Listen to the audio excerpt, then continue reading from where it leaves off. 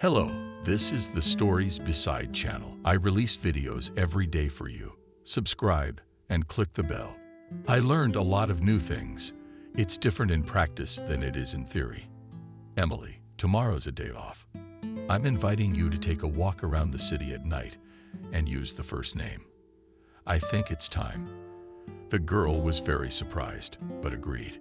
It was impossible to refuse Ethan's offer. He smiled charmingly and held out his hand to her. She found herself hard and hot with that touch.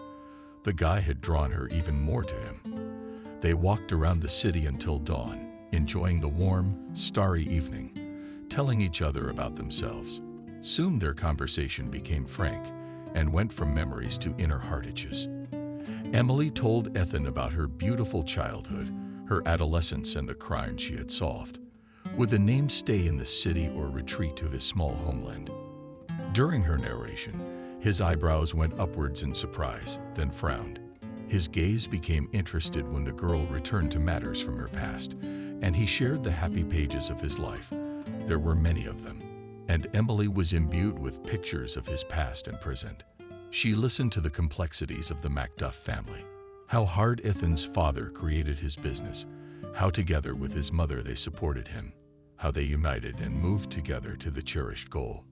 Now Michael Egorovich Macduff had the largest fast food chain in the city, and he was becoming a deputy and mastered this new for him social role with great enthusiasm. Ethan's mother, Anna Viktorovna, devoted her life to her family. For many years, she was an impeccable organizer of everyday life and a permanent assistant to his father. Dutch, despite the turbulent social life, managed to bring up her father well. Emily understood that in front of her a wonderful man who values human relationships, strives for family happiness, able to care for loved ones, and sympathize with the people around him. He is ready to reach material heights, but he will not sacrifice his ideals, destroy the peace of mind, go over people's heads. Next to Ethan, she felt protected and desirable. Having parted at dawn, the young people agreed on a new date. They began to see each other constantly, and the intimacy between them grew stronger. Everything came together. Preferences in literature, interest in detectives and movies, passion for theater, passion for tourism, views on life, attitude to animals, and gastronomic predilections, arising tender feelings on the basis of a common outlook, were strengthened by physical passion. But Ethan did not rush the girl. He waited for her consent. Sure enough, one day it happened. Ethan rented a beautiful hotel room and ordered dinner there. The atmosphere was disposing and romantic. Emily completely trusted the young man, giving him the role of a leading man in a close relationship. Having learned the joy of carnal love, the girl opened herself towards this sensual mystery of human existence. She was loved and happy. Every day she blossomed more and more. And of course, now she was staying in the city. Love had given her wings, thanks to which new things in her work came easily to her. There was more and more in common between them. It seemed to the girl that God had sent her a loved one in response to her innermost thoughts. She was all alone in this city, lost and unsettled, and now it was as if they were two halves merged into one. The lovers couldn't agree with each other, discussing comedies and adventure novels. A love of pie and potatoes. Ethan was an attentive and grateful man, and the girl listened to his advice. The groom impressed her with his intelligence, culture, communication, enthusiastic attitude to life. Soon, his parents bought him a two-room apartment, where he often invited to dinner. Emily's favorite once said at the table, "Ethan, I really want to be with you all my life. Marry me." "Oh, suddenly things are moving so fast for you." Emily was amazed. She hugged her lover, clung tightly to him, and replied, "Of course, to be with you always. It is a great happiness." "I agree." Ethan was looking for an opportunity to introduce Emily to his parents. He had made careful preparations for the occasion. The Dutch were kind and hospitable people. Despite their high position in society, they didn't suffer from pride and communicated in a simple manner. So they liked the smart and cheerful Emily right away. They treated her like a daughter. They were tactful and considerate. Soon, both Emily's mother and father came to town to meet the groom. Then there was a big matchmaking meeting in full force. Parents and children discussed future plans, details of the upcoming wedding. When all formalities were observed, Ethan bought a tourist tour to Gelendzhik, and there made Emily an official proposal. It happened on a warm morning on the seashore. He gave his beloved a gold ring with a diamond and asked her to become his wife. Emily's joy was unbounded. This guy entered her life so unexpectedly and illuminated it with the bright light of true love. The girl put his gift on her finger. It's just a miracle, our meeting. It's a good thing I forgot my handbag on the bench. I can already see myself in the bride's dress. They kissed and continued to enjoy the sea, the sound of the surf, and their tender feelings. A year and a half after meeting in the park, the young married. They wanted a modest celebration and privacy, but their parents did not agree with them and defended a large wedding, arguing that they have children alone and do not need to save money on the holiday. Therefore, the festivities turned out with a swing. Cheerful and noisy company of 50 invitees occupied a cozy restaurant. Toastmaster tried to make the wedding interesting. Jokes, contests, and incendiary dances did not let the young and guests get bored. The bride remembered this bright event for life. According to all omens, the bet prophesied a strong marriage, intoxicating love, and beautiful children. In the first years of married life, the young souls of each other guessed any desires, openly shared impressions of work and personal experiences. They were attracted to each other like a magnet. It seemed that it would never end. And then a baby boy appeared in the family. Ethan literally carried his wife and little Michael in his arms. By then, he had opened his own restaurant. His father was a big help, but despite his busy schedule, he always found time for his family. Emily was raised in a rural, patriarchal family. In it, the last word was always for Dad, so she respected her husband's opinion and considered him the truth in the last instance. Even the name for her son was chosen by him, in honor of his father. Michael Macduff. It seemed like the perfect combination to Ethan, and Ethan agreed with him wholeheartedly. The boy inherited his father's blonde hair. It was naturally curly and thick. From his mother, amazing, lively eyes trimmed with thick black eyelashes. Parents spoiled the little boy with everything they could. Emily loved him madly, admiring in the child the features of her husband. Michael grew up and in his appearance and behavior really traced a similarity with his father. Ethan had little time to communicate with the child due to his busy schedule.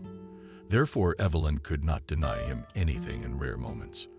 The boy was used to being in the center of attention and demanded in any way. When he went to school, the difficulties began. Ethan and Emily were not specialists in the field of education, but they were sure that their son would perfectly cope with all school tasks. But it was not so. On the first day of school, the child was so bored that he missed a lesson, just ran away at a big break. And the teacher did not immediately notice it. As it turned out, Michael did not want to learn. He explained his reluctance to go to school by the fact that he was allergic to teachers. Teachers complained about the boy's behavior: stubbornness, intransigence, and arrogance, sharpness. Sometimes he flatly refused to obey the requirements of discipline. Michael did everything in defiance and keenly perceived any criticism. Emily even took him to a psychologist. Ethan didn't go with her. He thought it was none of his business. After talking to the child, the specialist gave his verdict: "Your son is perfectly healthy. At his age, brain structures are still immature. The child cannot restrain emotions because feelings, as a rule, cannot control even adults. My recommendations are a regime, reasonable demands, expanding boundaries, independence. Think about your parenting techniques. You may be overprotective and spoiling him. This may be the reason for selfish desires and refusal to consider others." Emily tried to follow the specialist's advice, but the situation continued to escalate. It was difficult for her to cope with the distortions in her son's behavior alone. She was falling down in the face of the difficulties that arose. Her position in the bank also required high concentration and great responsibility. and there was not enough time for everything. The woman tried to seek advice from her husband, but he became more and more distant from the family, justifying himself by being busy in the restaurant. The girl realized that their relationship was cracked and tried to improve it in every possible way. But all her attempts to call her husband for a frank conversation failed. Ethan carefully avoided her society, became withdrawn, almost did not live at home. One evening, she was expecting to come home from work. She decided to cook him an unusual dinner, took time off work, and all day ran around the stores, choosing the right products, assessing their freshness and quality. Then she spent a long time conjuring up gourmet dishes in the kitchen, satisfied that she had gotten everything just right. She set the table in the hall, lit the candles, and put on her dress. Ethan returned frowning and tired. He looked indifferently at his wife and at the set table and sat down to eat, a little dryly, thanked Emily, and went to the bedroom. "Are you leaving?" The woman was surprised. Ethan turned to her and she was horrified by the expression on his face. Indifference and detachment were written all over it. "What? I'm leaving for someone else. I won't tell you who she is so as not to complicate your life. She's beautiful, she's smart, she loves me. We share the same interests. We understand each other half a word. I know I'll be happy with her." "I don't understand," horrified, whispered Emily. "You and I are over." Without aggravating everything with tears and scandals. Everything has long been clear. Neither I nor you have any feelings. Let's part in a civilized manner and keep in touch as needed. For Michael's sake. Ethan turned around and walked away. A quarter of an hour later, he slammed the front door shut behind him. Emily remained seated at the festive table, more and more sinking into the ringing silence of the night. She sat like that until dawn. Before her eyes flashed the image of a young husband in love, his words of love, warm embrace, and a hot kiss.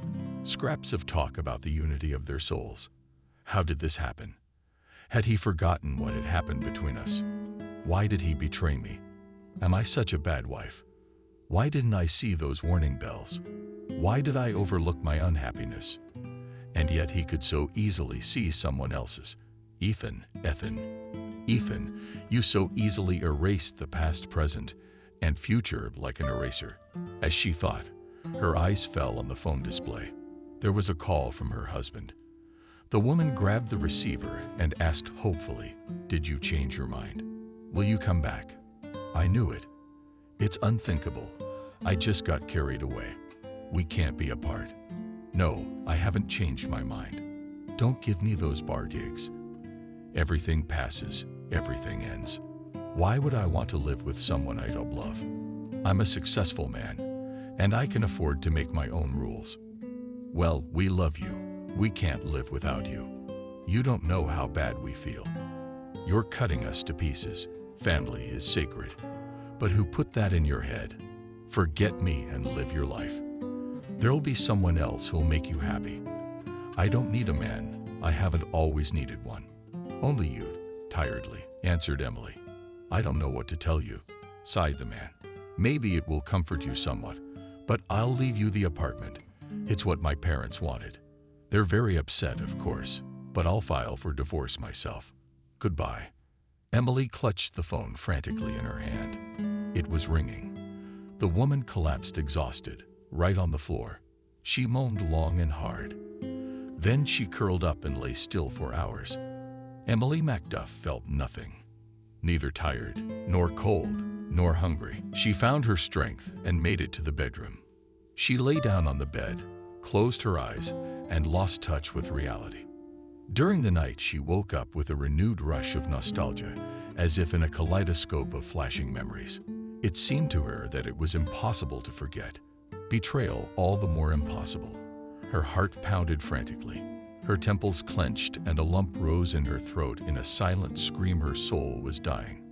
So her husband disappeared from their lives, dissolved in space and time. He faithfully paid alimony for his son, but by and large was no longer interested in Michael's life, although occasionally called the child and took him to visit. Through her acquaintances, Emily learned that he was living with a restaurant administrator. handsome, young, adventurous. Michael was 8. When the divorce happened, he saw his father's act as a betrayal. But he felt his mother was to blame too.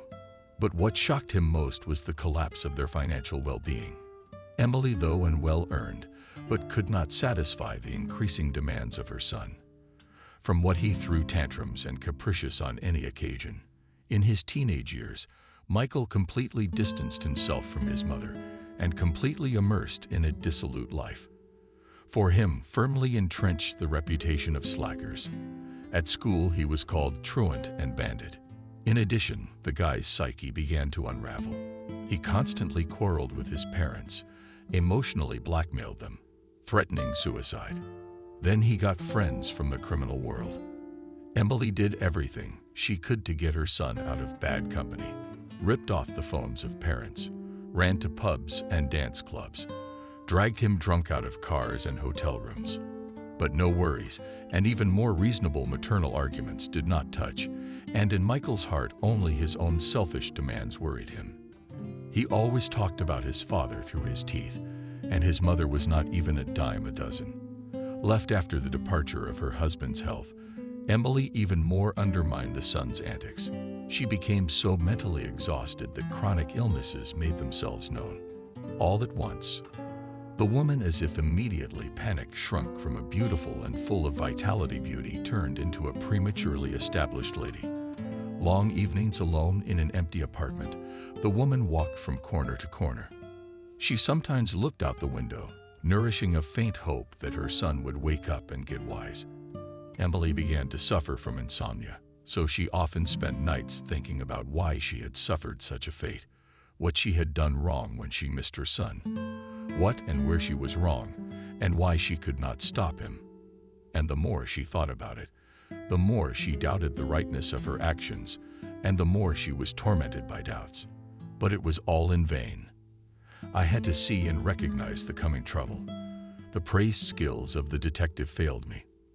I thought, woman, I should have known what was happening. I should have prevented it. From the maid's thoughts, she was a little distracted by her job. She was in demand there until she retired, but she still had to leave. She could have worked harder, but she was asked to give up her place to someone she knew. Emily did not return to her village until she was of retirement age.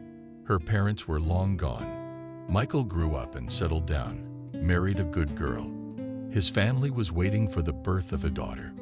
Ethan, the former husband, helped his son to get a job in a prestigious company. But the understanding between him and Emily never came through. Michael didn't seem to be hiding anything from her. He kept her in the loop, but he was cool. He didn't visit much. Camille was the only one who kept in touch, a kind and sweet girl. When Emily returned to her native land, she became younger and younger. The path to the house was overgrown with grass, and in the neighboring yard still with a dozen chickens running at the head of a cheeky rooster and a goat. And the woman? What do you want? You're looking for someone. There's no one in the house. Emily hears the voice of her classmate. Nancy's head whipped around nicely. Nancy.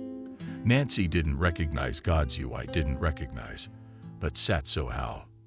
We've been watching the house. Thank you. Let's go to our hut from the road. I'll make you some tea or some freshly brewed chicha. Oh, I wouldn't say no to a hot one.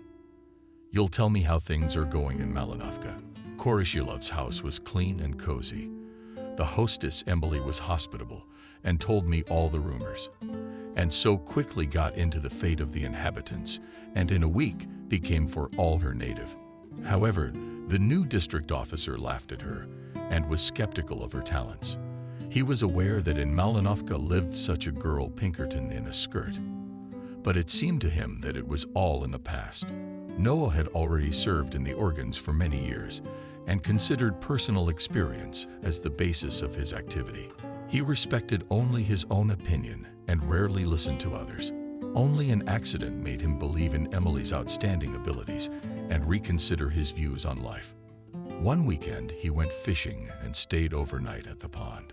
While there, all the appliances, refrigerator, freezer, camera, TV, microwave, tablet, and $20,000 in cash were taken from his house.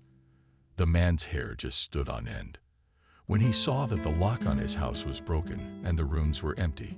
He started asking around, but no one saw anything. Despite Noah's dislike, Emily in his beak brought him some interesting information.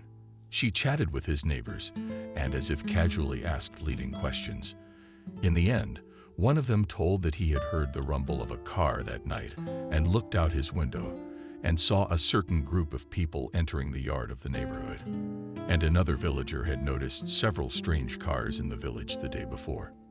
They sped past him towards the street where Noah lived, and he noticed that one of them had a sticker with an island and a palm tree on it. The policeman thanked Emily and then went through the people and asked who had visitors. On such and such a car, on such and such a car, he found a person who had been visited by friends from the city. And then he made inquiries and found out that one of them had only recently been released from prison. After that, the criminals were quickly identified, arrested and sent to the detention center. Precinct officer, from the bottom of his heart, was grateful to Emily for the thread he got from her in the investigation, and later they became friends. Noah often availed himself of her hints, advice, and reflections. The precinct officer soon had a wife coming in from out of town, so the main center for solving mysteries and finding criminals was stationed at the Macduff house. For the first time in many years, Emily met a man she could trust. She let go of old grudges against her husband, healed mental wounds to fellow villagers. The woman did not like to answer questions about her son. They got used to Michael not coming. They thought he had abandoned his mother. So out of sight, out of mind. But for the mother's soul, this question was disturbing and painful. So the district officer saw that some longing is eating the heart of his colleagues. Even an inadvertently spoken word about Michael instantly stirred Emily. Such sadness appeared in her eyes that the man averted his gaze. And then one day she opened up to her friend. Sometimes she'd howl at the moon. I told you alone, I only reveal my heartache. I go into the house, and there's silence. Loneliness. I remember how I used to take my son to the matinees.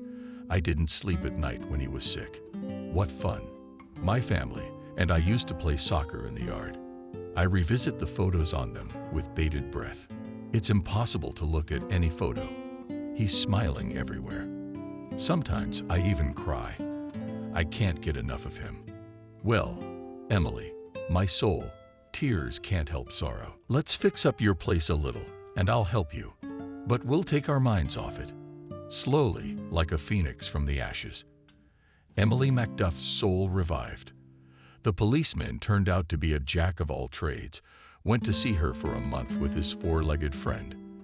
The dog is a former, and the warriors served in a hot spot, but on wounding was written off. His comrade Noah imposed him. The latter did not particularly sympathize with animals, but Sirius loved firmly. The clever sheepdog accompanied him on hunting and fishing trips. Finally, Emily's house came to life. A smile appeared on the woman's face. She had forgotten what kind of smile she had, and life began to fill up again. And then, unexpectedly, happiness came. When Michael had a daughter, he, and warmed to his mother, stopped blaming her for divorcing his father. I see he realized how difficult it is to be a parent. Now he was frank with her, and she could not condemn her son. She herself had such a love in adulthood, it was breathtaking. True, in this relationship, she did not betray anyone, although it was not easy to call them simple. After her son's visit, Emily called Camille and invited her to visit with Jenna. She gladly agreed. She liked to visit her mother-in-law, to help and just to talk. Her mother had abandoned her as a child. When she was a baby, she was raised by her father. Emily's daddy was a world, supported her in everything, as she pulled her one only God knows. Camille remembered his story about how carelessly her mother had thrown her from his arms.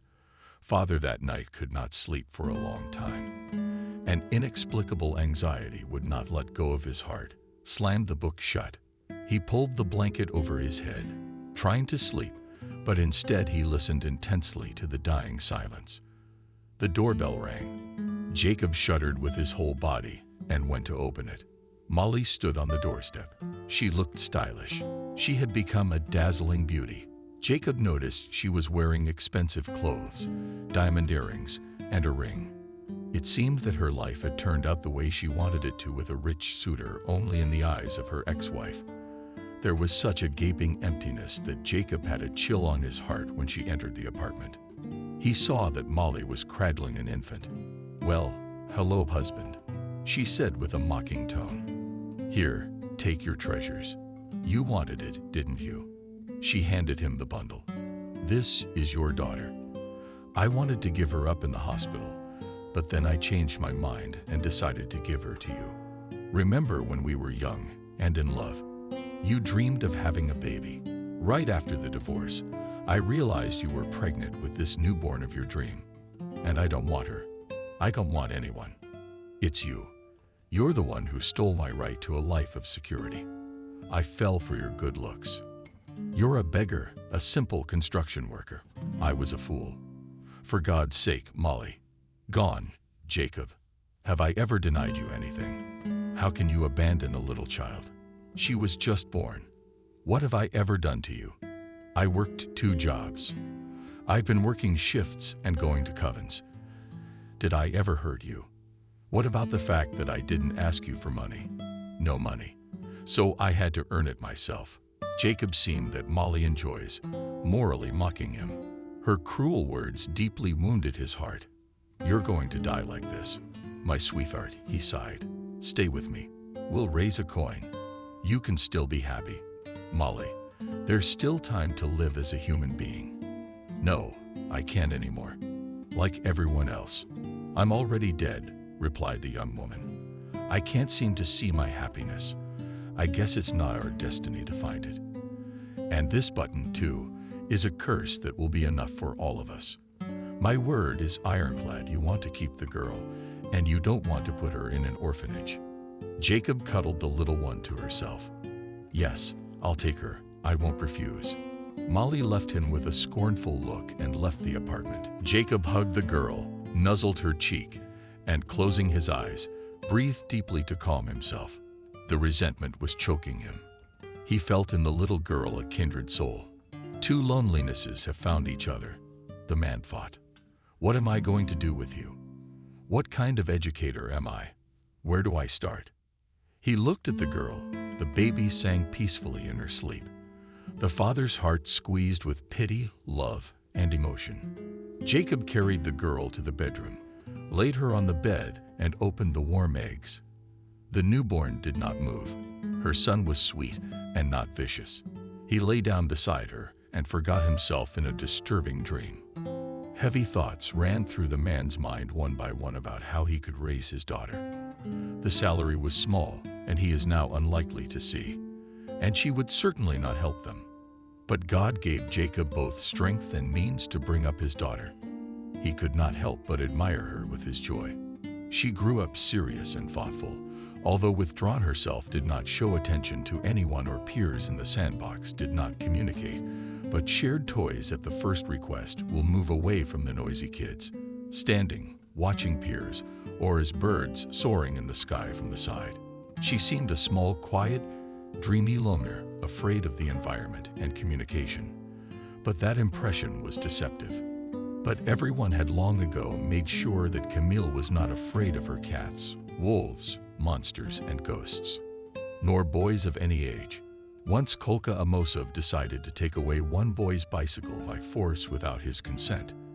Despite the fact that James was older than the children gathered on the playground, Camille confidently walked up to him, touched his arm, and in a tone that did not tolerate objections, said, "Get away from the man and his bike. Otherwise I'll cut you." That from surprise let go of his hand's bike and asked, "You what a long time has not received a pendle under the asswant. If I dare to touch any of us, I'll beat you up." Camille picked up a big stick from the ground. Amosov looked at the girl's formidable look and retreated. "Fuck you." And Camille, as if nothing had happened, returned to her favorite place, on a bench under the shade of a birch tree, and concentrated on contemplating nature and her thoughts. From that time on, Neither James nor the other bullies who wanted to mock the little ones behaved properly. And at school, Camille was quiet, and she was average. She simply, by virtue of her peculiar dreaming, verse imbelescence flew far away from what was happening in the classroom. Time flew by, and she grew into a grown-up girl. She was simple at heart and not fastidious in everyday life. She stood out among her peers, outwardly blonde and dark-skinned, tall and slender, with her head held high and impeccable posture. She was not at all like her mother. The girl had evidently inherited her father's character. She was very reserved, filled with a sense of inner dignity, pedantic and brave. One thing that marred the Dumas Jacob was that the daughter had practically no suitors. Such a girl that it seems that she beckoned her boyfriend. He and will run like socks presented. No to look back for a look back. And no serious relationships. The standards of upbringing that her father gave her were different from modern ones. The girl seemed to her peers a bit of an oddball cotton candy. Her good-naturedness, openness, naivety were taken for weakness. The boys in the class grew up impertinent and selfish. They didn't know how to be friends, gathering in interest groups to show off their ambitions. Camille was too delicate a flower. All those husks flew off her. She had no desire to stand out, humiliating others, and over the head of her neighbor to step over or bite into a person with her teeth to achieve her own. This unconventionality attracted older people, wise in life, but young people were repulsed and frightened. Her image, as if descended from the movie screens, beckoned its appeal, but also required an understanding of the work of the heart and mind. Relationships with such a girl could not be easy, so modern guys were afraid to approach her. Jacob shared his concerns with his friends. "Don't even think about it," they reassured him, but no luck with James. "They'll meet some decent ones. There are some. Have faith, and don't think she's weak." The girl's got a lot of self-esteem. She won't just mess around with such shallow and rude men. Ah, bad luck for the daughter. Just like me in my day. How did she leave? The door closed behind her. I never saw her again. She showed up once, brought her daughter, dropped her off and disappeared. I only contact her once in a while for paperwork or anything else. But to come and talk to her? No, it is not a royal matter, summarized the man. What was Jacob's surprise when the next day Molly appeared on the doorstep of his apartment? It was difficult to recognize the woman. There was nothing left of her former beauty. Swaggering and untidy, she walked into the kitchen. Camille was sitting there, drawing something in her sketchbook. "There's your mom." "Hello," she said in a low voice. "Remember me?" The girl raised her head and looked the woman straight in the eyes. "I am grateful to you for bringing me into the world, but my father raised me, so he is my only parent. It's only fair." The girl went back to her drawing. "He's the one who raised you, so he didn't raise you well. If you from your own mother, then I'm no longer needed. I don't think you'll be able to make me mad." "I think I told you everything," the girl replied calmly. Jacob. Molly jumped out of the kitchen like a scalded man. "Who did you bring up here? Look, snot. She's criticizing her own mother. What happened to you? What's going to happen to you? Who's going to feed her?" She laughed. "She'll get an education and feed herself. She's grown up now. How are you behaving? You stink like a beer barrel, don't you? Why don't you go back to where you came from? I'm entitled to my drinks. You don't forget yourself. When I take that girl away from you, you'll know it." "What are you talking about, Molly? She's an adult. You can't pick up an independent person. She's not gonna live with a bunch of your men." In fact, the man waved his hand squeamishly at her nose. "That's all right. I didn't really want to." Molly took a few potential money bills out of her pocket and tossed them in the air. "Then here's your graduation present. Take it for God's sake. For so many years, I didn't want to help my daughter with a penny or an endorsement. What's the point now? What are you teaching me?" The woman pounded her chest, "And I'm a mother. I do what I want. You're nothing. What have you done for your daughter?" "Actually, I raised her." When the senseless sheep, Molly laughed vulgarly. Did you ever choke on your anger? Jacob said sadly. Yes, I am what I am. I won't be any different. It's your fault I'm like this. You've robbed me of everything. It's no use arguing with you. I won't prove anything to you, and I have no guilt against you. Wow, you've become so proud when we talk. Why should I be? All right, you live here. I will. Molly suddenly started crying. They'll be alone. Nobody needs them. I kicked the kitchen door open, and it slammed against the wall. But not yet. The woman waved a hand with a lost manicure at Camille. Goodbye, the girl said politely, continuing to draw. Soon Camille started to study at the institute. She chose the specialty of decorator. According to the points scored on the use she passed on the budget, the girl studied with great pleasure, showing patience and perseverance in mastering the chosen profession. From early childhood, she liked to draw, and her bright, extraordinary works attracted the attention of tutors, teachers, and educators. Now she systematically went to her dream. With honors, having defended her diploma, the girl got a job in the theater. It was a youth theater, and therefore, there were many opportunities for creativity. Things had finally calmed down in an orderly fashion in her and her father's life, until Camille met Michael. It was springtime, when nature was in full bloom, and she wanted to run, arms outstretched, toward love, happiness, and joy. The scent of a white turtle wafted through the park. Near her favorite cafe on a bench sat a young, handsome man. Camille boldly stepped toward him. An oath? She asked. Sure, charmingly, the guy smiled. Camille introduced herself. The girl is wonderful, great name. And I'm Michael. Let's take a walk. He invited her. The girl agreed. They took hands, and until the evening could not agree with each other. Michael was interested in everything related to childhood and real life. He literally reveled in every word of her stories, and she admired his subtle sense of humor, charm, and tact. His appearance of tall stature with a political figure, dark hair, and Seneca movements of his were characterized by smoothness and not hurried, and speech was ardent and inspired. From the first minute of meeting, he captured Camille's attention, provoked her to frankness, won her trust. It seemed that these two were made for each other. Even when they were silent, they were comfortable together. Each was thinking about his own and at the same time admiring his partner. Suddenly, a powerful downpour fell on the city, and the couple got soaked. Michael did not want to part, and he offered Camille to take a hot shower at his house. They held hands and ran down the street, bravely stepping into large puddles. In the apartment ripened from under the slender hot water, the girl dived into a spacious man's robe and came out of the bathroom. Continuing to warm up, the guy brought champagne glasses from the kitchen. Camille emptied hers with pleasure.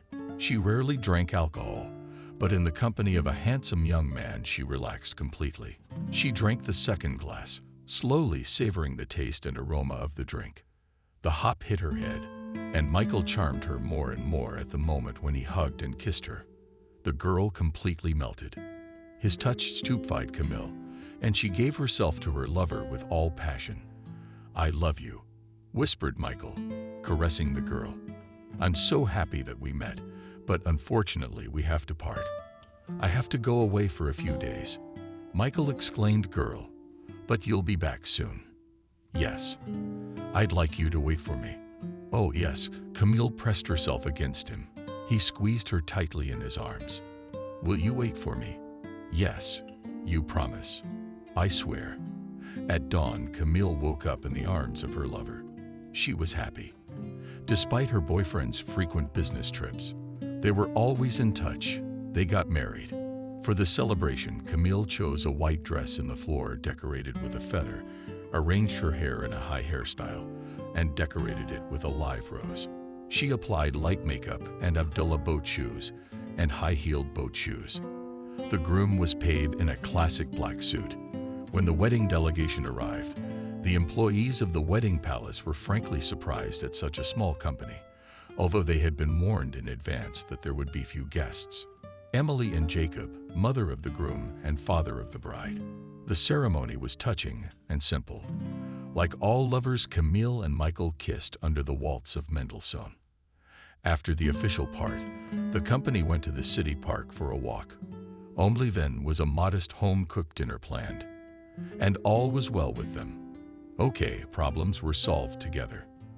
Until Evelyn invaded their lives. Camille opened her eyes abruptly. The woman was pulled out of the world of memories by the sudden braking of the train. They arrived in Malinovka on the village. It was evening. The summer heat was dropping off. The wind played large trees and spread the smell of fresh, dull grass on the street. My mother-in-law's house was open, but she wasn't in the house. Neighbors said they had seen her walking toward the new cemetery. Camille left it in the yard and followed Emily up the road. She remembered that the day was a Memorial Day. Her mother-in-law was standing by the grave, on which lay a bouquet of fresh chrysanthemums. Camille approached her from the monument, watching the face of a handsome gray-haired man who had lived for 60 years. She had never met one like this around her mother-in-law. Sit down next to her. Leshka moved over. I'm ashamed to ask, but what about Michael? He's gone with Evelyn to the sea. That's Emily, she sighed. I have a conversation with you, girl. I need to pour out my soul. It's okay now. She looked sadly at the gravestone. But I will also give you some advice. I'll take it from you. I'm not shy.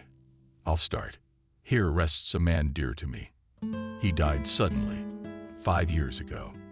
And all these years I've been coming to him in the evenings when people aren't around. This is my secret love. Marriage. As you know, I married with great feeling. Ethan was charming, smart, kind, even though men looked up to me. And I never imagined cheating on my husband. And even after the divorce, he left me without regret. And I couldn't do it with other people. I dared to. And then I met Noah. I'm not young. And he's a mature man. Married, 2 sons. And he didn't like me at first. But then he took a friendly liking to me. Such a warm and mesmerizing feeling was born, as if we were born for each other. We were so good together. Our souls sang. I did not feel the ground under me from love. I was flying. And he always supported me in that flight. Often, too often, and sincerely, he said, "You are the most delightful and tender woman."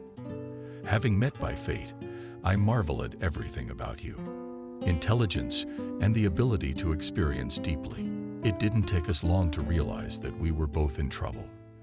At first, it was only our common cause that brought us together. We thought our hearts would calm down a little and the amazing attraction would fade. But soon it became clear that neither I nor he has no power over feelings. We started dating and later confessed their love to each other. But I did not wish his family grief, and no one still does not know about what happened between us, how happy we were that our hearts beat side by side, that we breathed the same air, looking into our favorite eyes. And then, out of the blue, Noah suddenly fell ill and died. He took with him to his grave the secret of his relationship with me. I keep it a secret. You know, you're the only one I've been feeling bad about not saying hello to lately. I've been silent for a long time, and now you can't. And I want to share. And you're the only person I have left who's close to me. A holy man who's not mad at me for my son. Come on, Emily. You're like a mother to me. Thank you, baby, and call me Mom. Please. And now I'm going to say something very important in your ear. Why in your ear? So that not even the spirits can hear us. She leaned over to me. Camille pressed closer to the woman, and she told her thoughts. Let's go home. Mom. Camille gave her a hand, and they walked slowly toward the village. By the road, each one was thinking about his own thoughts. The next day, her ex-husband appeared at the doorstep of Emily's house. He had aged, but he had not lost his status and charm. Emily had been very nervous the day before and felt thin. She had been lying down all day. Camille had barely persuaded her to have some fresh chicken broth and breadcrumbs. But when she heard that Ethan was waiting for her outside, she found the strength to go out. They settled on a bench in the courtyard, staying within sight of Camille and Jenna. who was bustling about in the kitchen. "I've only had happy years with you. I realize that only now, when my whiskey has had the break of a lifetime," the man began. "Will you ever forgive me? I let it go a long time ago, Ethan. Resentments no longer trouble my weary heart. I live in harmony with myself. I appreciate the diamond dew of the morning dew, the gold of autumn, the countryside. A strong gust of wind threw leaves on their shoulders. Thunder rumbled. The rain began to accumulate. Ethan lifted the collar of his cloak and looked sadly into the sky. God only knew how bitterly the man regretted his betrayal and what had happened to Michael because of it. His conscience tormented him. He repented, cursed his short-sightedness, hated himself. At times, life seemed unpleasant. After all, before his son he was guilty, and this sin is forever and has no statute of limitations. It's a pity I realized late. I grew up late and wanted to take responsibility for what I had done. And here's how it turned out now, and Michael from the family refuses to loyal and selfless Camille from a beautiful daughter Jenna. It must be his messed up paternal genes." He looked at Emily, gazed at the painfully familiar features, remembered the adoration with which she had once looked at him. In an instant, he had scrolled back through their entire life as if in a kaleidoscope. His heart squeezed and tears spurted from his eyes. He gently took his ex-wife's hand and kissed it gently. "You and Michael, the best thing I've ever had in my life," he confessed. Emily smiled at him brightly and calmly. "It's getting late. I have to go." She stood up and moved forward. Turning away from Ethan, the woman went back into her world. The elder Macduff had left Malinovka the younger with a sprawling vacation on the sea. Michael seemed overwhelmed by love. Near Evelyn, birch sea, dolphins, palm trees. The weather was very good. From time to time, a light and pleasant breeze from the hotel window saw the sea waves gently foaming on the shore. All this hinted at Michael an unusual feeling, previously unknown. Now he believed in his happy future with all the fibers of his soul. He hoped that all his wish would come true, and Evelyn would become his lawful wife. He openly admired this beauty. The woman stood on the balcony in a light balloon, and the wind contemplated her beautiful face and marvelous figure. Michael left the room for a moment and returned with a beautiful bouquet, and his delivery cell phone had just arrived. The man held it out to Evelyn. "This I hope you like," he said. "Thank you so much. It's so nice. I love white roses." "How did you guess?" "Well, I'm not gonna lie. I went with my gut." "I knew you'd like it," Michael smiled. "Did you succeed? I'm glad, aren't I? Let's go for a walk." Evelyn changed into a light cotton suit. She took him under her arm, and they headed for the sea. Michael felt like it was a special moment. In a few minutes, they were already standing on the beach, and the pianos of the waves caressed their bare feet. "Evelyn, I should have told you this a long time ago, but I couldn't gather my thoughts. I always need a long preparation in any business. It's weird, isn't it?" "Yeah, a little." Now, this may sound cliched or contrived, but I'm saying this from the bottom of my heart, and from the bottom of my heart, you're the love of my life. I've been attracted to you since the first day I met you. You don't know how happy I am to hear you say that. I like you a lot too, and I guess I can tell. Evelyn slyly eyes. "God, today is a great day in my life. To hear words of love from someone who is immensely dear. My feelings at this moment are indescribable."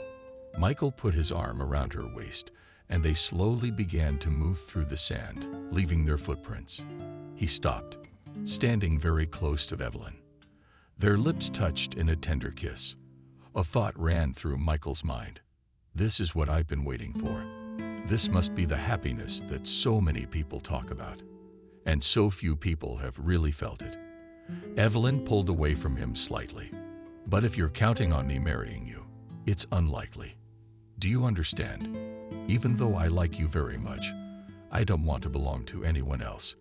And that's why I have to set the record straight. Even if you and I are together on a permanent basis, I'll have other affairs from time to time. I need to be reaffirmed in my attractiveness.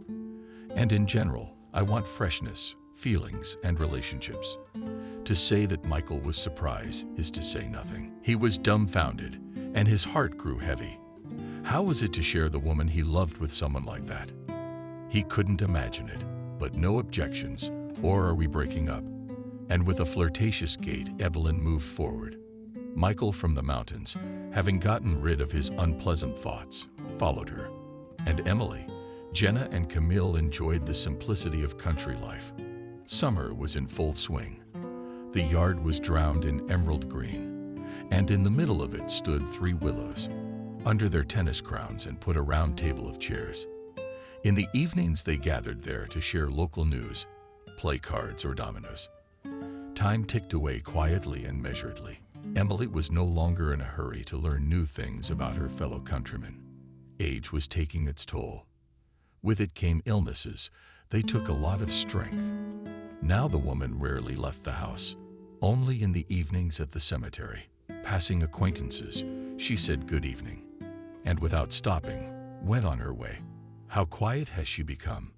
People wondered. How nosy she used to be. She knew everything about everyone. She solved crimes.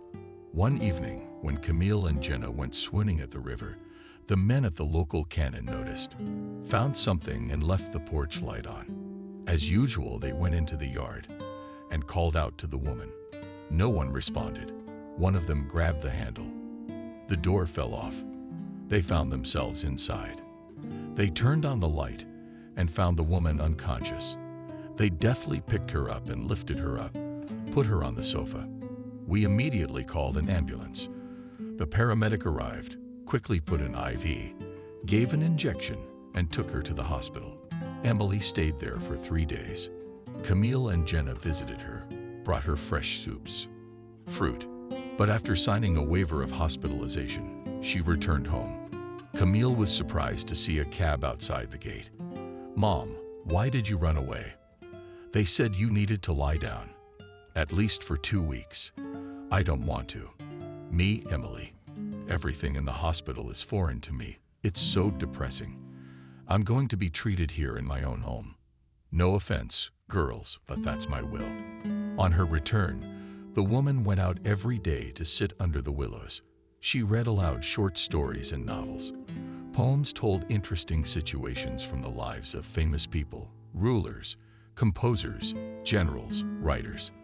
A little about myself, about my family, about my parents, about funny incidents from my childhood. "Joy, my favorite girls." With excitement, she said, "How good it is with you, warmly, cozily, calmly." Camille noticed that in a few days Emily lost weight, more often lay down and was silent, and looking at her, quite dejected. She tried to take good care of her mother-in-law. Pillows softer to fluff, soup tastier, boil more, tell her stories more cheerfully. "Forgive me, Camille, will you take care of the flowers when I'm gone?" She told her. "Why are you scaring everyone? Maybe we should go back to the hospital. I don't have any pain in my daughter, except for my soul. I'm longing for my beloved." And something from the beginning. She sighed heavily. Suddenly her eyes came alive. She lifted her head from the pillow and looked sternly at Camille. "And take my advice. Consider it my will."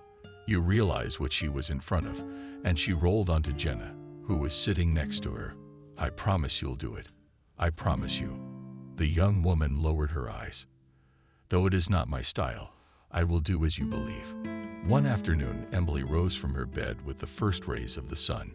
She walked around the yard, looking at her gorgeous flower bed and lovely garden. She came to the booth, scratching behind the ears of the young puppy she had named Sirius in honor of her beloved man's faithful friend. That dog had died before his master. "Come on, Sirius, grow up here, be a good guard, and don't forget me and don't miss me. Obey the club, and I will." The sheepdog clung to her leg and sang pitifully, and Emily, losing his nose, headed for the door of the house. Her favorite girls were still asleep that early morning. She sat down on the bed with a few precise movements, kicked out a pillow and lay down, closing her eyes. And a few moments later, she left this world. There was an envelope on the nightstand next to her. In it, she asked to be buried next to Noah's grave and made arrangements for her estate. She wrote, "My dears, I feel the end approaching. I know Noah is waiting for me. They're beyond the line of existence, where no sickness or sorrow will be feared anymore. God gave me an amazing happiness later in life, but so enchanting. I have been loved myself. I have known true filial love. I am respected by an amazing young woman. Comfort and light in the face of the ring. I have had a complicated relationship with my dear son. There were both downs and ups, but he chose his own destiny. I guess it's time for him to take responsibility for it. And I want to help my favorite girls. That's why I got an apartment in the city and a house in the countryside. I'm leaving all my savings to Camille Macduff. I bequeath to my son to cultivate the best human qualities of love, generosity, soul, mutual understanding, unselfishness, and find true happiness, to understand the values of loyalty and devotion." Finding the breathless bodies of their mothers-in-law, Camille and Jenna cried long and unsuccessfully. After calming down a little, the young woman sent her husband a message.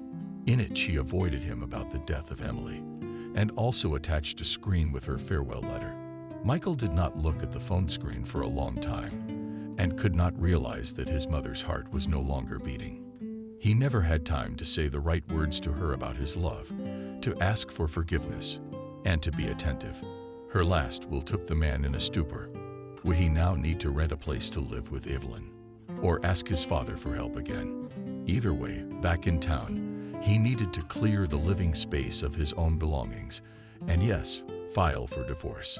Evelyn didn't go with him to the funeral, saying she wasn't going to interrupt a pleasant vacation. She arrived afterward and settled into Michael's apartment. Camille did not hurry to evict them, but once visited her rival when her husband was not at home. She was so surprised to see her that she lost her temper, knowing that Camille was the true owner of the apartment. "Hello," Macduff said hello, and turned to Evelyn with a smile. "We need to talk. Let's go for a walk. Get some fresh air." She furrowed her brow and pretended that she had nothing to talk to Camille about.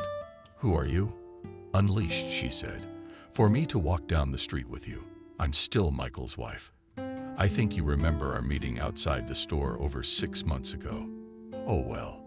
What happened?" Reluctantly, the woman slipped her sweater over her shoulders, and they walked down to the courtyard together. Evening. Dark clouds were gathering over the city. "Look, it's going to rain, and you still have to get to the village. Why did you come all this way? You can't change anything. Michael loves me. As he loves me, so he loves me," Camille said. "I've got some dirt on you." She took a small folder out of her purse. It contained compromising photographs. The woman showed them to her rival. "These are illustrations of your licentious life and secret profession. You'll recognize them." "Recognize?" The woman was dumbfounded. "Where did you get them?" "I can't answer that question. I don't know. My mother-in-law gave them to me. She spent her whole life unraveling crime and could smell deception a mile away. How did Emily get these photos? I don't know, but I do know that I'm gonna show them to Michael and maybe post them on social media. But if we don't work out a deal, of course," grinned Camille. "So what do you want?" Evelyn asked her. "Don't you have any idea? Get out of Michael's life. Did you have bad luck with his mother?" She picked up on the falseness right away. "Realized you were looking for easy, short-lived affairs. You decided to have fun with Michael too. Knowing that he has been in love with you since high school, it's not fair to use a man's feelings for your whim and thus deprive your daughter of a father. Is it good for your son to grow up without a father? For your son, I think, loves his father as much as our Jenna loves my husband. You won't get yourself in those by freeing him from your yoke." Camille stepped firmly toward Evelyn, but she bounced away from her like a fire about to burn her to the ground. "You calm down. You're right about everything. I'm leaving him now. Just don't show these pictures to anyone. You can admire them as much as you like." She was right. Your mother-in-law. Only I never hid my attitude. And Michael told me that I would date other men too. He was willing to do anything, even humiliate me, to be with me. So it's not me, it's his heart. But I'm not ready to have a bad name spread all over the country about me. So you win. I'm out. Good. You made the right decision. The sooner you leave, the better for everyone. So one fine evening, Evelyn disappeared from Macduff's life as suddenly as she had entered it. Camille showed her husband the compromising photos, and he was quickly cured of his all-consuming passion. Camille returned to him for the sake of his daughter, and Michael behaved with them as if nothing had happened. However, the young woman realized that quiet family happiness was a thing of the past. She protected her love, kicked out deceit with her mind, forgave her husband, but with her heart she did not. Unable to overcome herself, the woman sold all of Emily's inheritance and together with Jenna left town. Michael was not unhappy, repenting for leaving his family behind. Macduff Sr. provided him with a beautiful apartment in the center of the city and even gave him a small restaurant. And Emily was starting a new life and an old one. She regretfully remembered only the amazing kind eyes to her named mother Emily. Jenna took Camille's decision with understanding. She had seen her condition lately and herself felt badly about her father's act. However, she maintained relations with him, often called him, and learned about all his affairs. They bought a small with modern renovation house on the shore of the Azov Sea, often went out to admire the power and laser flights of waves. Emily loved to go to the shore in the morning to meet the dawn. She was excited by the appearance of the sun from the horizon. She watched it illuminate the shore and then the waves near her feet. The woman was held together by the invisible energy of nature. During the purchased season, she plunged into the water and swam toward the dawn, admiring the luminary. And the wave was rising upwards, and already she generously gave her warmth to the sea and the earth. She was more fond of sunsets, dark red, lilac, pink, and orange. She would go into the warm water and admire the sun going behind the horizon. One day Emily, emerging from the sea element, felt her heart squeeze. She wanted to take a deep breath, but for some reason she could not. As she froze in place, she felt the frantic rhythm become normal, and she finally took a breath. But the situation strained her, so the woman went to the hospital for examination. At first, the doctors found no visible pathologies, and she thought that the condition was due to emotional excitement. But the pains began to bother her more and more often. Sometimes she had to leave work. It was especially hard at night, because she worked as a hotel receptionist. His woman did not talk about the pain in her heart, so as not to bother her, hoping that everything would pass. It didn't. She again went to the hospital, and a more complete examination showed the presence of coronary heart disease. Now it was necessary to get serious treatment. The disease progressed, and so she could no longer go to work or move around. One day, Camille came to see the sunrise again, but she did not dare to go into the water. The doctors warned her that she needed to reduce her workload, so she just stood on the shore, feeling the pleasant coolness of the water envelop her feet. The waves were small this day, but active, breaking in the shore with small splashes. She felt so pleasant and fresh from these drops of the vast sea that she laughed contentedly. "I see you like the sunrise on the sea surface and the morning freshness." Camille heard an unfamiliar male voice. She looked back. Nearby was a man about 30 years old. All wet from the water, the rising sun played in the water droplets on his body. The man's smile was surprisingly good, wide and open. "You don't be scared," he reassured. "I'm not scary, and I just love sea dawns too, but sunsets too. And of course, swimming in the sea." "I know what you mean," Camille nodded. "Only today the water is cold. But since we both like the same things, let's take a walk on the beach. You're not in a hurry." "No, I'm in no hurry now," sighed the woman. The rules of good manners suggest that we should get to know each other. I'll introduce myself. My name is Sam. I see you marveled at your pretty eyebrow and bent over. Yes, I'm a bit of a foreigner. I'm originally from Yugoslavia, but we've lived here in the capital for a long time. I'm in computer technology. Today, Unfortunately, I'm leaving you. So we're wandering on the water. As long as there is time to wander around, wander enthusiastically, agreed the young woman. Yay! Isn't it wonderful that I met you today? It's just magical. I took Camille by the hand, led her down the beach. They were silent because they were both enjoying being with nature. It didn't stop them from feeling comfortable, as if they had known each other for a long time. Camille's heart raced. She liked the man very much. It was as if he had read her thoughts. You fascinated me too. I stood watching you for half an hour. The man slipped into you, but didn't dare approach. And then I overcame my fear. And now we're riding the waves with you. It's just a pity I have to leave today. But I hope you'll leave me your phone number and I'll leave you mine. We'll call each other. I will. Camille agreed wholeheartedly. The woman was amazed that such an interesting man appeared in her life when she was so ill. The doctors advised her not to worry and certainly not to fall in love. After the meeting, Camille tried not to think about Sam and to occupy herself with other thoughts. But every day he knocked on her mind and then called her. And after that, they were constantly in touch. While he was out of town, she was examined several times and bypass surgery was advised. There was talk of a transplant, of illness. She didn't tell her new acquaintance anything because they didn't even have a serious relationship. She rejoiced at his every call, remembered the amazing meeting by the sea, and then he came and flew to the shore with a beautiful bouquet of flowers. He invited Camille to a wedding to a friend who lives here. Olga, the fate of a comrade is being decided. And I'm a witness. They won't sign without me. But I don't want to go to the party. It won't be a party without you. So don't say no. Camille went with pleasure. She looked wonderful in a delicate ice dress and flesh-colored stiletto heels. You are very beautiful. Sam admired her. He didn't leave her side at the wedding.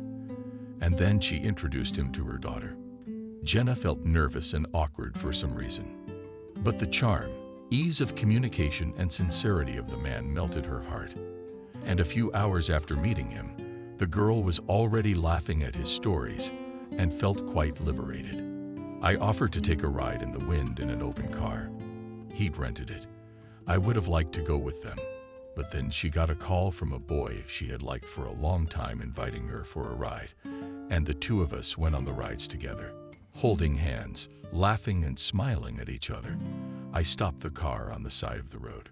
Before them opened a vast sea, surrounded by majestic century-old trees.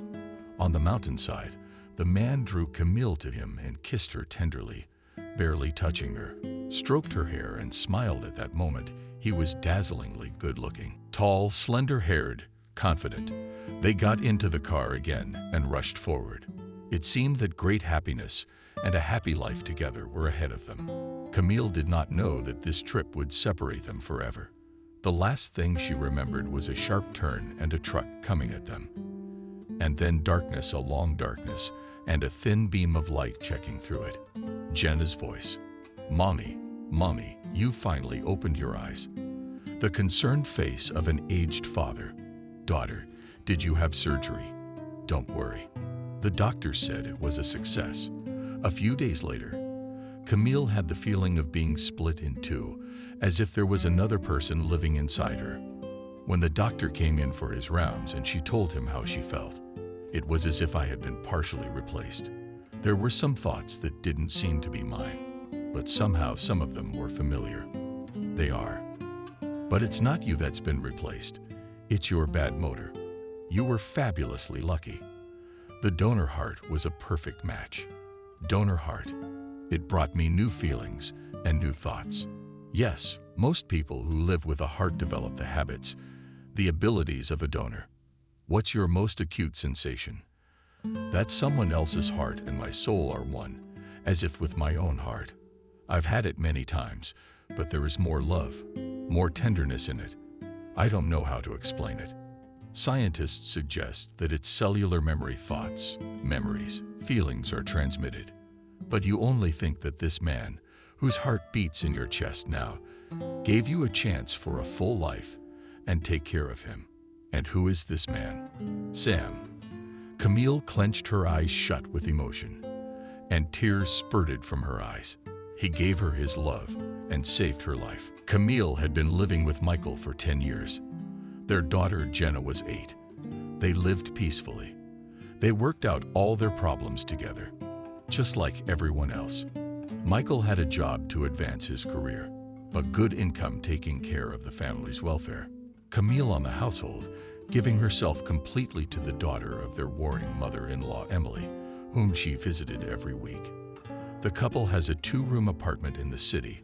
The mother-in-law has a house nearby in the big village, and everything in the Macduff family was fine and dandy until the day they went on a day off, all together on a planned grocery shopping trip to their favorite. Located in their home neighborhood supermarket, satisfied and happy with a cart full of purchases, they moved to the parking lot, and then on their life's path appeared her classmate Michael Evelyn. She was undoubtedly an attractive woman, a tall, slender brunette with exquisite styling and professional makeup in an expensive office suit, ultra blue in color, and dainty stiletto shoes. She flew up with a loud shout, "Michael, oh my God, is it really you? How many years, how many winters? Before you, time doesn't take it all. Oh, good, like when I was young. I can't take my eyes off you." The brunette threw herself on his neck and began to hug and kiss him. She cast a scornful glance at Camille, who was standing next to him in a tracksuit and worn-out sneakers. She had a lifelong complex about her short stature and excessive thinness, and under the performing gaze of the gorgeous stranger, it seemed to the woman that she was even smaller in height and weight. Not paying attention to his wife, the man enclosed Evelyn in a gentle embrace, and as Camille seemed to him in anger breath Perla, Michael's gaze was full of admiration and passion. They radiated such happiness that his wife immediately realized that he was missing. She became longing and painful in her soul, and she looked sadly toward Jenna, who stared unblinkingly at her father and the strange woman in his arms. And finally, Michael came to his senses and turned to his wife and daughter. He solemnly introduced her to them. Evelyn, my classmate Camille, stood. She only nodded slightly. Jenna walked over to her mother and snuggled up to her. Michael and the brunette continued to gaze adoringly at each other, holding hands. The woman asked him a question, "How are you? Is this your family?" Camille hoped that her husband would answer in the affirmative. When he finally let go of the stranger's hand, he would come up to them and give them both a patronizing hug. But he stayed where he was and timidly like a delinquent.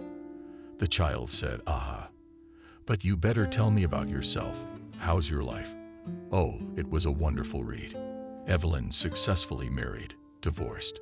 My husband left me one of his auto repair shops. So now I'm a successful business lady. My son is all grown up and went to a prestigious university. So I'm busy with my business and my personal life. Oh, mired in romance novels and no admirers." "Of course," Michael exclaimed. "You've always been exceptionally beautiful. And now you've blossomed." The man fussed, invited hair, corrected his shirt. "And I head the advertising department in a well-known foreign company making cocoa, the head office in Moscow. And here we have a branch. I'm in very good standing." But the call for a promotion to the capital bragged to Mommy Michael. Camille raised her eyebrows in surprise. It was the first time she had heard of this offer. "When are we going home?" Jenna couldn't stand it any longer. Turning to her father, "You go," he replied. "I'm going to talk to Evelyn. It's been a long time since we've seen each other." Camille silently rolled the cart to her car. Jenna looked at what was happening with amazement. She did not recognize her father. He, ignoring them, was completely engrossed in his classmate. Camille was also disgusted to see his subservience and enthusiasm. She vividly imagined Michael falling to one knee in front of the brunette and her placing a strict collar around his muscular neck. Evelyn watched him with interest, as if he were a new victim for another fleeting affair. Camille didn't notice her at all. Only a couple of times he threw a glance at her, studying her like a microscopic flea. So in an instant, she and her daughter became nothing to her husband. Had those 10 years been full of tenderness and care? Camille wondered. By the look on her daughter's face, she realized that she was her daughter to the core. She jumped into the car and pressed the signal several times, sticking her head out the window. In a tone that didn't tolerate objections, the girl said, "Daddy, I'm not going without you. Mom and I are waiting." Michael woke up as if from an obsession and reacted to her words. He finally let go of Evelyn's hand. He whispered something in her ear and walked to the car. The woman waved at him, smiling and giving Macduff a long, languid look, a confused look. He, immersed in his thoughts, silently started the car and drove off. Usually he drove with music, but here he forgot about everything in the world. The high-rise buildings flew by. The city square, fountains. The man smiled dreamily, was quiet and thoughtful. Camille looked out the window. Her heart ached. Just today they had been so close, and now there was a chasm between them. Named Evelyn. Upon arriving home, Michael didn't even remember the shopping bags. Dad's traditional weekend dinner had been canceled, and instead of mashed potatoes and vegetables and salad, they snacked on cooked dumplings. Macduff's family foundations fell apart instead of the usual hearty evening with wine and warm conversation. It turned out to be two lonelinesses in front of the TV working as a background. Jenna retired to the nursery in bewilderment. The couple was left alone. Camille brought open wine and 2 glasses he placed on the coffee table. Michael filled his own glass and emptied it one by one. He looked at his wife like a wall. His eyes were full of life, experiences, feelings, but none of it touched her. Michael was somewhere very far away. Camille wanted to talk to him, but realized that the man would not hear her. For the first time in 8 years, Michael had not hugged Jenna before bed or spoken to her at all. He didn't call his mother, didn't wish the woman a good night's sleep. He finished 1 bottle. He went to get the second, and dried it and her, then stood up, silently laying out the couch. Camille separated the linens in oppressive silence, kicked down the pillows. Michael collapsed on the bed and turned his back to the wall. Usually after so much liquor, he passed out quickly, but now he lay there sighing quietly. The image of Evelyn was lingering in his head and lodged in his heart. Camille couldn't shake the feeling of something humiliating and perverse.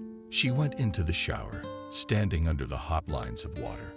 The woman remembered how her husband had looked at the gorgeous brunette with loving eyes. Something broke, and inside her disappeared a great and bright feeling for Michael. Unconditional trust, respect, and adoration for her spouse vanished, leaving an emptiness in her soul.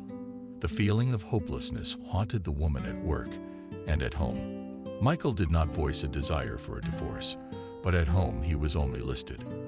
As time went on, he became increasingly estranged from his family. One day his mother, the perceptive Emily, upon seeing her son, awed, "Camille, you shouldn't say hello. You're sick." "No, I'm fine." "Who are you trying to fool? Bruises under your eyes. You've lost weight."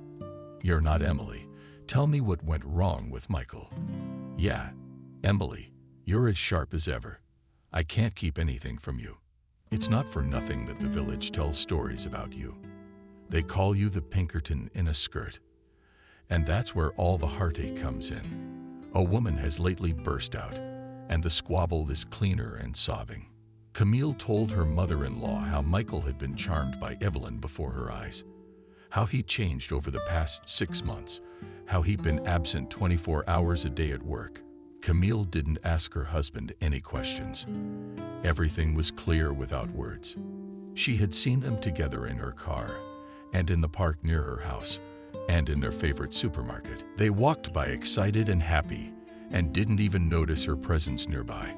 Emily called her son that same day and had a private conversation with him. "What kind of meetings can you have at work at night? Where are you coming back from with this Evelyn together in front of everyone? Your whole yard is already talking about your cheating. That's Evelyn, your high school sweetheart. Somehow, I don't remember her."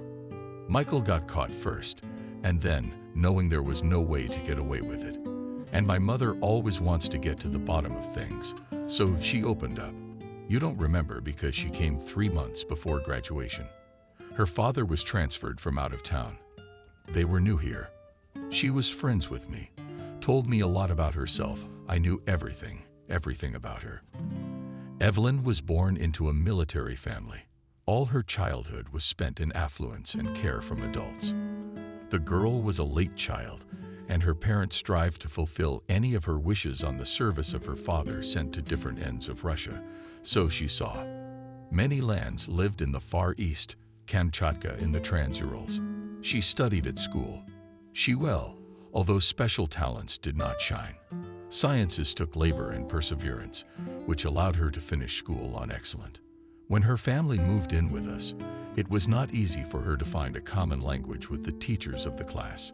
And here I am all at her service in any case offered mediation. I remember how the morning after the gala evening all of us former 10th graders went to the mountains. While the sun was in the zenith, the guys went up the winding paths. Wonderful natural landscapes opened before their eyes. Having reached the conceived height, they set up camp, and it was about time. The sun was setting fast. The night in the mountains was cool. We sat around the fire with appetite, had dinner, and then under the clear starry sky, we sang soulful songs to the guitar with ecstasy. How young she was then, dreamily hopeful and insanely beautiful. In the short time that Evelyn was in our class, she became everyone's favorite. The boys vied for her attention, and me. I was always there for her, loyal, but not the sweetheart of my heart. Since her teenage years, Evelyn had repeatedly heard compliments on her looks, which were indeed outstanding. Nature had bestowed her with a lush head of hair, and her wing-colored hair created a contrast with the softly pink skin of her face, from which the blush never left. Eyes. Evelyn's were light brown, some sort of coffee color. Framed by fluffy black lashes, they always attracted the eyes of others. The lips had a beautiful shape and medium fullness. Therefore, the girl's smile was appealing and none of a figure. Evelyn had a magnificent straight back, long, slender legs, high breasts, and a graceful waist, and her movements were smooth and pine. Everyone kept telling her that with such looks, Evelyn should apply to be an artist, and they convinced her. And that's when everyone rejoiced at the prospect. I was inordinately sad that I would remain in my city without this beauty. I looked at her happy and cheerful, sitting by the fire, and I wanted to cry. But a week later, she got on a fast train and went to conquer the capital. But in Moscow, all her hopes were dashed to dust. Such beauties, there were a lot of upholstery thresholds of theater schools. She realized that in addition to external data for this profession needs a special talent. So no matter how frustrating it was for her, Evelyn admitted to herself that she didn't have it and didn't have it. And then she texted me and I called her a lot. And then my love got married and forgot about me, and I became her eternal slave from the first moment I saw her. I idolized her. As soon as I saw Evelyn outside our classroom, I was lost forever. You know, she was so beautiful. And now she's just so gorgeous. I recoil when I see her, but when she was young, she didn't even consider me as her boyfriend. I was just a friend with a handkerchief to comfort her with a strong shoulder, and she chose her suitors to match. I was so sick to my stomach, especially from her indifference. And then suddenly she threw herself into my arms. I was dumbfounded by such attention from her. Now I can't live a day without her. I can't stop thinking about seeing her, to hear her low, enveloping voice. My feet carry me to her. I can't resist the feeling. I'm sorry, Mom, but I'm so glad to have her in my life. That's it, Mom. She's my destiny. A bitter grin froze on Emily's face. How do you explain it to your mom? Is it a hobby to do? You're ready to give up on Jenna too. That's the thing, I'm not. But it's not a hobby, you see. I've carried that feeling through the years. I don't want to think about it until time shows. I feel sorry for you, son, for you. I understand your feelings, but reason and experience don't tell me you'll regret leaving your family. Evelyn is playing you for boredom. All this will pass like a misty haze. She'll leave you without regret, and you'll be left with your feelings for her. You're an easy trophy for her, and she'll get bored and bored. Think of your daughter. What's she like? Think of yourself growing up fatherless. Is that a good thing? Don't say that, Mom. You don't know anything. She says those words to me. She's so tender. She makes me feel good. If you don't have feelings, why don't you love yourself? To live with someone you don't love. And when he grows up, he'll understand and forgive her. Think 100 times, son. You won't find someone like Camille, Mom. Enough with the admonishment. I'll decide who I want to live with. Michael lowered his head, abruptly turned away from his mother, and walked out of her house, slamming the door. Emily sighed heavily. Scant tears rolled from her eyes. It was easy to condemn her son. After all, it wasn't the right thing to do, but she had her own forbidden love in her life, which she never told anyone about. Only the memory of her heart carefully guarded this personal secret.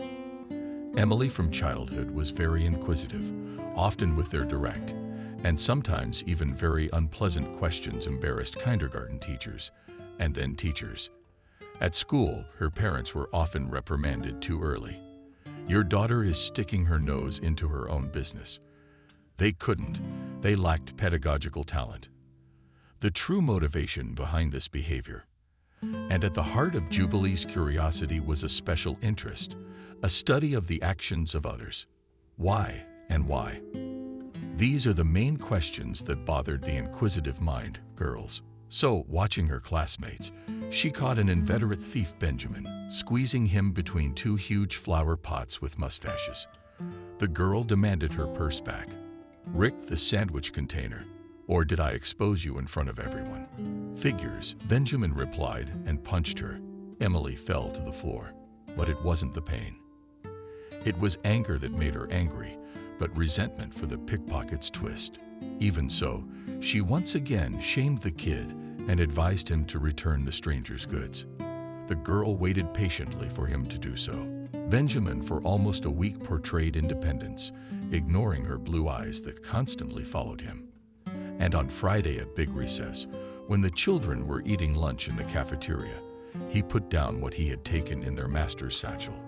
True, he didn't return the sandwich. He destroyed it immediately. For a while, Benjamin stopped stealing, and Emily lost her vigilance.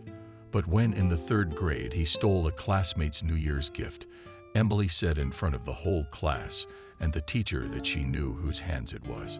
Her claim was met with skepticism by many, including Ethan's teacher, but in vain. She quickly unmasked the impure classmate, and since 5th grade, Emily has been nicknamed Pinkerton in a skirt. All criminal situations, all missing persons, all disappearances could be solved by this fragile girl. When asked how she did it, she answered pure logic. She studied perfectly well, and teachers prophesied that she would study law and become an investigator. But Emily preferred economics and became the head of a branch of a well-known bank in the city. Investigation she left herself as a hobby, but even before entering the institute, she together with William managed to unravel several cases of stolen vehicles, theft of yard utensils. That's when they started working together.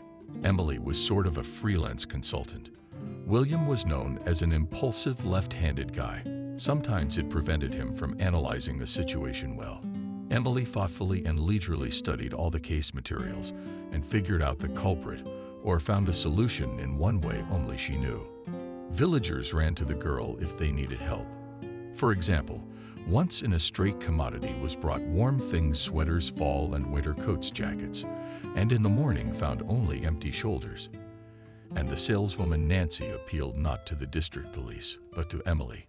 Emily helped. In the meantime, back and forth.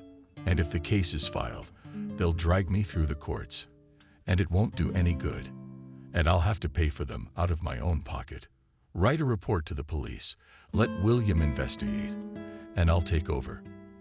And indeed, the girl did cooperate with the official investigation. For 2 weeks, she was a regular at local cafes in the store and in the evenings at discos. Looked at everything and listened to everything. She watched her own and the newcomers listened to what the grandmothers on the benches were talking about. Once at a disco, she noticed two lanky young men. The girl learned that the guys had worked to build a barn and a single-family garage. They behaved brazenly. The girls were dragged into their dance circle by force, and the guys who tried to protect them offered to compete in the yard.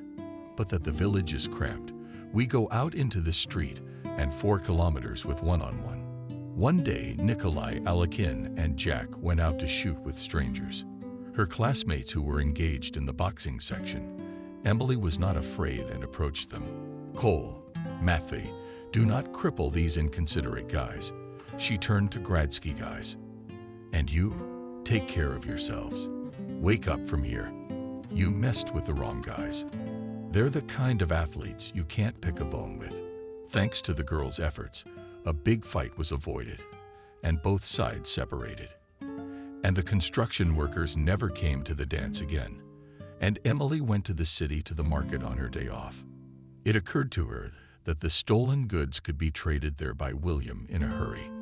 "What can you, William, with your detective mind, suggest to me?" "And that you, William, are always running ahead of the train, and I'm in the process. But if anything, I think you'll be the first to know." And at the bazaar, the girl did run into a saleswoman who offered sweaters and jackets. Her name was Sophia, the woman Emily knew. She lived in a neighboring village. The next day, the girl came to the market square again, and from afar, so as not to be noticed, observed how vividly Claudia's trade was going on. By evening, the woman had sold everything. Emily quickly got ready to leave. Suddenly, she saw that one of those city boys, who was scandalizing at the disco, approached the peddler, and she handed him a weighty bundle of money. The guy headed for the exit of the market and walked past her. He was wearing a sweater with the same pattern as the one stolen from the village store. She dialed the number of the district police officer and told him in detail about what she had seen. 15 minutes later, a police car arrived at the market, and Smith was taken right under the white hands. She was immediately taken to the station from William. The girl learned that she quickly cracked and gave up her accomplices. It turned out that one of them was her nephew. True, the woman swore and swore that she did not know that the products were stolen. She thought that the guys had bought it themselves to develop their business, and she was promised a percentage. Then there was the successful case of the White Bull, as the district police jokingly called him. It came from the Bracker family, their livestock, and it was quite difficult to find it. But the young detective succeeded, found Emily, and seen species. Well, such a necessary spouse's Smith pickup truck, which one night stole young guys from the neighboring village. She also had a cucumber on her account. Bad business when a company of local alcoholics cleaned the cellar of economic and industrious Little. Soon about her detective talents in the village began to make legends. Rumors spread quickly, and fellow villagers who have a snout in the gun. When Emily approached them, they quickly shut up and retreated. Even ordinary men and women began to fear her. What if she finds out about lovers' stash from the spouses, or about covered with the dust of centuries family Tanya? But he loved Emily very much. The chairman of the Kolkos, who quickly met her under very interesting circumstances. Joe suspected his employees of stealing. Someone in the garage was draining gasoline and diesel fuel. Emily studied all the reports and immediately found out the culprits. Joe resigns at the garage.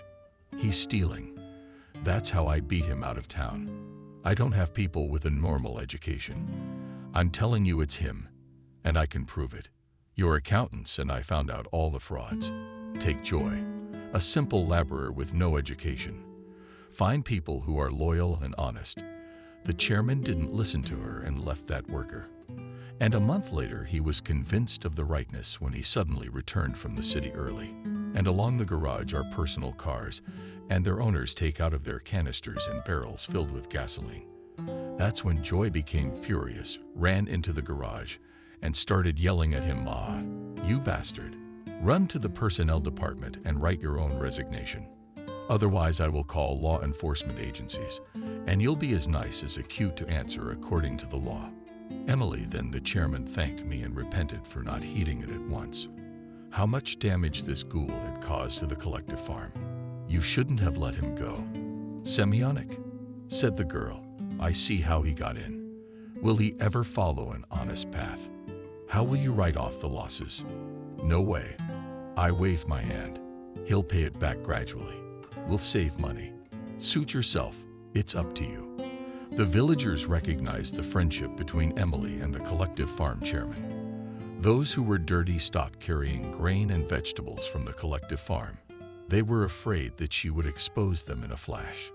Many people had a grudge against her. They said that she looked like a curious Varvara who would have a denunciation to tear off, so that she would not eat or investigate anything. Is that what you were born into, Emily? You even have the look of an experienced operative or investigator, eye to eye. Only in our field do they look that way. You'll notice that normal people look away quickly when they're talking, but our tribe can stare at someone else indefinitely. But that's what we've been trained to do. Is it natural for you? Well, how can I put it, William? I can't answer that question because I've never really thought about it. Well, it is what it is. God gave you abilities. Then you've got to work them out on this earth. But I must say, you're doing it faithfully. The district officer admired her. Aren't you afraid of any ill-wishers in your life? I don't need 3, William. It's not in my nature. I won't sit in the bushes anyway. You know I'm a straightforward and guileless man. William was looking at water, wasn't he?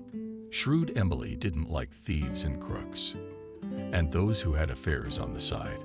She instantly identified adultery lovers without much strain. But the wives and husbands of cheaters did not give up, and did not tell about them except only those who began to suspect something and agonized in ignorance. But those came for certainty without the desire to organize a scandal or divorce. They only wanted to reveal the rivals and return their grateful ones to the family. So, before you say anything, Emily was having life-saving conversations with the deceived, like Lena or Light. Did you listen to yourself first? Could you forgive him for being a cheater, or not? Think about it, and only then act, making a decision to save the family or destroy it. Most often after communicating with Emily, men just screwed the spouses, and women organized terror to their husbands. Therefore, those, although drawn to the side, they were afraid of exposure, and the desire to commit such feats over time they subsided. Of course, when Emily went to the city and lived there for a long time in the village, everything returned to normal. After graduation, the girl thought for a long time about whether to stay in the city or return to her native land. Warm, autumn, tea, tired of wandering on rented apartments, she was walking in the park, thinking about the prospects of her future life. Her thoughts were in Malinovka. She really wanted to return to her parents' house. There, in the world of her childhood, she was always warm and cozy, calm and joyful. There she was never bored.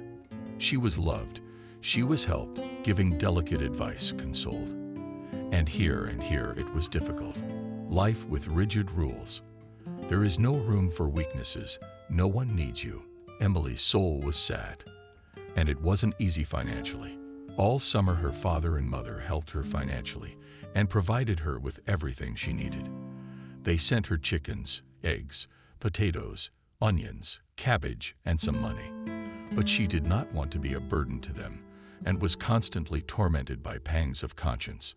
It was time to earn her own money. Emily thought about her future and stopped near an open bandstand. There was a brass band concert going on. She sat down on a bench, admiring the foliage of the trees, which autumn had barely had time to wish away. Sad and restless was on the girl's soul. What awaited her ahead? How to find herself in the city? With whom to consult? Would she like her job? It was completely lost in the frantic urban rhythm, where people used to easily brush off other people's troubles. Never. That's the eternal excuse for human indifference. Emily so lacked warmth, care, attention, leisurely and rural life.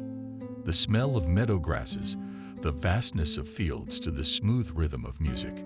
She thought about her own things, and finally, she made a final decision to return to the village. The girl got up from the bench and headed for the exit from the park. "Girl, you left your purse," she heard. She looked back. In front of her stood a nice young man. A smile shone on his good-natured face. "I'm looking forward to spending the evening in the company of a good man." He held out his purse to her. "What makes you think I'm like that?" Emily grinned. "I feel it," the guy replied. "So, can I walk you out?" "Walk me out?" Emily shrugged. "I don't really care." "I don't," the guy said, and introduced himself as Ethan. "Emily," she replied. "So tell me, why are you walking alone in the park with a sad face?" "I live alone in the city." The girl was not confused, studying as it was not up to buddy relations. "But I come to you with the friendliest of intentions," said Ethan. "Well, I don't know. Right off the bat." "Why not right away? Why do you need to observe some time limits to maintain contrived decency? We live in a modern world. When I saw you, I realized I had to spend the evening with you, and you can kick me out of here. I'm not leaving." "Well, if everything is so serious, then so we will be friends," laughed Emily. "That's great. That's what I want," rejoiced the young man. "And first, so you don't doubt me, I'll tell you about myself." "Oh, that will be good," Emily agreed. "I am a native of this city. I live nearby with my parents. I plan to develop as a restaurateur in the future." "That's a terrific biography," smiled the girl. "I'm sure people who love to cook can't be mean. But I am not from here and came from Malinovsk. I was taken to the bank. Now I'm on an internship. I've got a lot to learn."